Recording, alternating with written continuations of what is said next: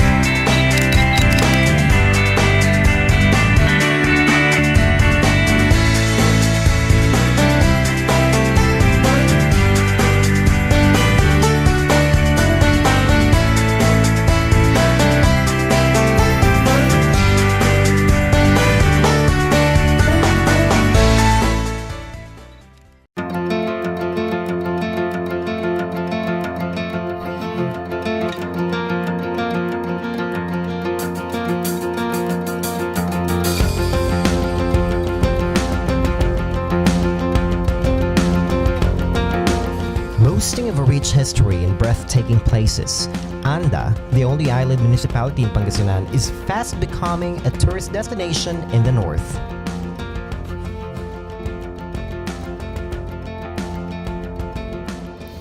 Formerly named Cabaruyan when it was still a portion of Zambales, Anda is roughly 91 kilometers from Dagupan City, 75 kilometers from Lingayen, and 42 kilometers from the city of Alaminos. If you're coming from Manila, you'll be savoring a 283-kilometer or 4-hour trip to this island municipality.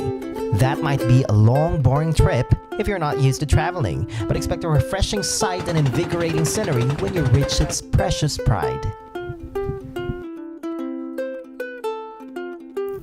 Upon reaching Anda, I visited the town hall first, which sort of surprised me because of its hotel-like lobby and almost grandiose stairs leading to the second floor. Outside, a monument of Katipuneros and our national hero Jose Rizal stands right in front of the building's facade. On its plaza stand statues of 3 elephants which depict the fossils found in Anda many years ago. These monuments and statues, however, are not the main reason why I travel to this town. It is the enticing Tondol White Sand Beach.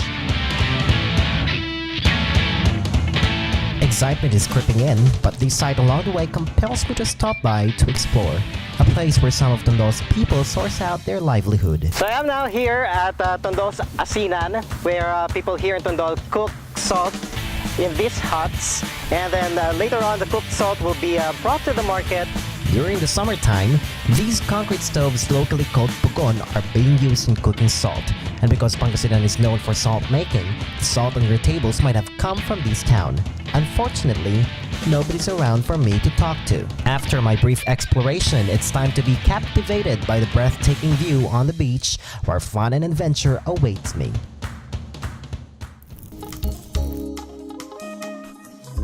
Tondol White Sand Beach is about 15 minutes away from the town proper. Pangasinenses should be proud of this natural wonder, a cool haven for locals and tourists alike. Another feature of the beach is its shallow water, so even if you plunge 50 feet away from the shore, the water is only waist deep. That is unlike other beaches I've been to in Pangasinan. And with a budget of less than 1,000 pesos, you get a fun and unforgettable experience on Tondol Beach. Cottages line up the shore. Each cottage can be rented for 300 to 500 pesos and can accommodate a maximum of 10 persons, so it's perfect for a vacation for the whole family and group of friends.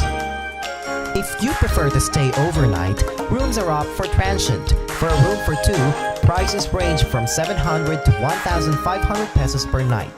For those traveling as a group, prepare 2,000 to 5,000 pesos for an overnight stay. Before I take a dip into its inviting water, I will first sail on to a fun adventure here in Anda. Island hopping. Hi, so guys, we are now here on Tondol White Sand Beach in Anda. This is one of the best beaches here in Pangasinan, and right now we are about to do an island hopping. But before that, of course, let me wear my life vest. This is a very important thing to do before island hopping. All right, all set, and Let's go! Island hopping is not yet a regular activity here in Anda, the mother island of the 100 Islands. Things are still being prepared for this before its official launch, so I'm quite lucky to experience its exclusivity. The tourism officer, Dennis, joins me and serves as my tour guide. Wasting no time, we hopped into the boat and off we went to the first island on the list, Panakalan Island.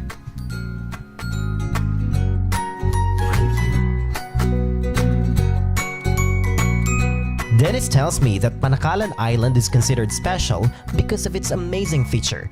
It changes location every time. Oops! It's not a magic trick. This happens because of the varying heights of the tide. So dati, nung nagpunta kami dito, yung bahay na yan, nandito siya sa may right side. Okay. Oh, pero ngayon pumunta tayo, nandito naman siya sa left side. So yun yung isang angkin niyang kagandahan. So we really cannot measure the area of this island because of that. Oo, dahil nag-iiba-iba siya eh. Next on the itinerary is Tanduyong Island. From afar, it looks like either a sleeper or a toothbrush depending on your position on the sea. It is thickly vegetated, but there is not much to see on this island. The government, however, is going to develop Tanduyong Island soon. You just have to be careful because plants with thorns fill the island.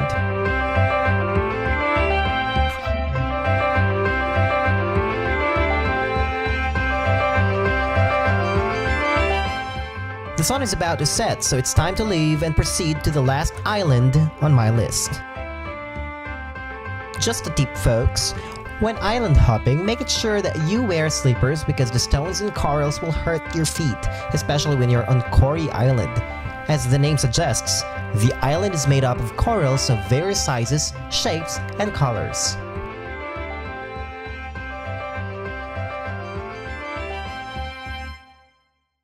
Nakikita natin na talagang may angking ganda ang Anda. May potential siya na maging isang tourist destination. So sir, how do you intend to boost Anda's tourism industry? Isa pang naisip namin sa Tourism Council, siyempre sa pangunguna ng mayor namin, yung magkaroon ng unity. Lahat ng mga unang-una mga hotel owners, mga resorts, para siyempre yung mga darating ng mga turista ay sigurado meron silang mapupuntahan o mapag-stayan. So sa ngayon sir, yung dun sa Tondol Beach na yung mga nakikita natin kubo-kubo doon, inaayos na pa sila sa under construction pa, tapos marami pang mga plano doon. What future activities do you intend to conduct here in Anda? Tulad dito, yung ginawa natin sa island hopping. And how about snorkeling, sir? Kasi kita natin na malinaw ang tubig dito sa Anda. Isa nga rin yan sa pinag-aaralan namin ngayon na magkaroon dito ng snorkeling. Pero sa ngayon kasi hinahanap pa namin yung lugar. Pero dito yon sa Panakalan. Nandito sa Panakalan, dito banda yun. Magkakaroon dyan dahil yan yung fish sanctuary. Just as we are about to wrap up the day's adventures, it starts getting dark. The sun sets completely and takes a rest to prepare for another pack of joy.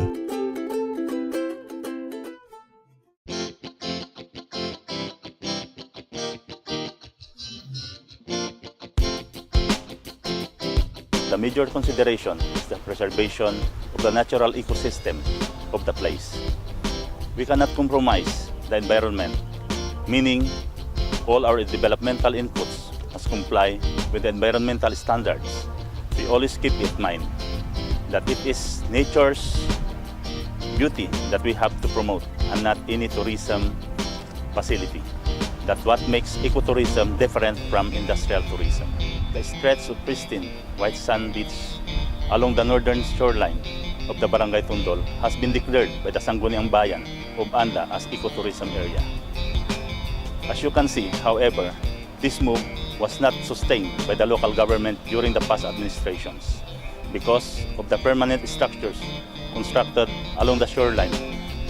Under my administration, we will make sure that the principles of ecotourism be implemented in this area. I'm glad to know that the local government is exerting effort to protect the natural beauty of the place. With its pristine water and fine sand, Anda is truly a blessed place. But I won't stay too long on Tondol Beach. There are other exciting things to feature here in Anda. Unknown to many, handcrafted fans are also made in Anda, and the maker is no other than Aling Rosa, aka Ate Palaypay. According to her, she can produce a maximum of 15 fans per day, which she sells for 25 pesos a piece. Not bad, huh? And you will actually appreciate Aling Rosa's fans more when you witness how she makes every abanico. And you may even ask her to teach you several ways of using the big fans that she's selling. Paano magpaypay sa sarili? Ko, pagka sa sarili at yung medyo gustong balansi, ganyan lang po. Ganito lang. Pero pag gusto mo yung may kasama sa kapitbahay, ganyan na. Paypay na po sa lamok. Ayan. Tapos kung halimbawa na po yung sarili talaga, ganyan lang. Ipasosyal na paypay. Ganyan. Yung pong paypay mayaman, saka paypay Yung mahirap. paypay na parang susi, ganyan lang. Pero pag yung mga pasiksi, pag gano'n. Ay, wag ka! And that's our paypay tutorial. Only here on Traveldotcom. Yes. I learned something. My island getaway is nearing its end, but I surely won't leave Anda without tasting its delicacy. Binungay, Anda's version of bamboo rice cake, is what local officials and folks are proud of. And I'm just so lucky to watch how they make this delicious food that will tickle my palate. The ingredients: glutinous rice, coconut milk, and sugar. First, they fill the bamboo with glutinous rice. Then, they pour coconut milk previously mixed with sugar into the rice-filled bamboo. This mixture will give taste to the glutinous rice. Finally, before cooking, each preparation is covered with the coconut pulp previously squeezed so that it will prevent the rice cake from tasting like smoke. They will now be cooked in an improvised oven on the ground with wood set on fire on either side. Wait for about 3 hours and voila! Binongay is ready. To eat it, all you have to do is to cut open the bamboo in half. Eat it with bananas, mangoes, or any fruit and you will surely love this delicacy instantly. Yum! Whoa! I'm just so hungry. Let me enjoy this treat first, okay?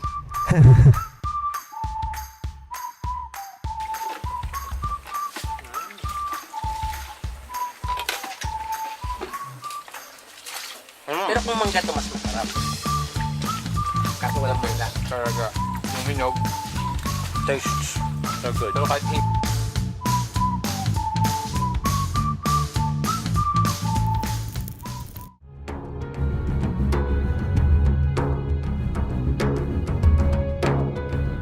Inayahan namin kayong lahat na bisitahin ang aming lugar, ang bayan ng Anda, ang nag-iisang island municipality dito sa lalawigan ng Pangasinan.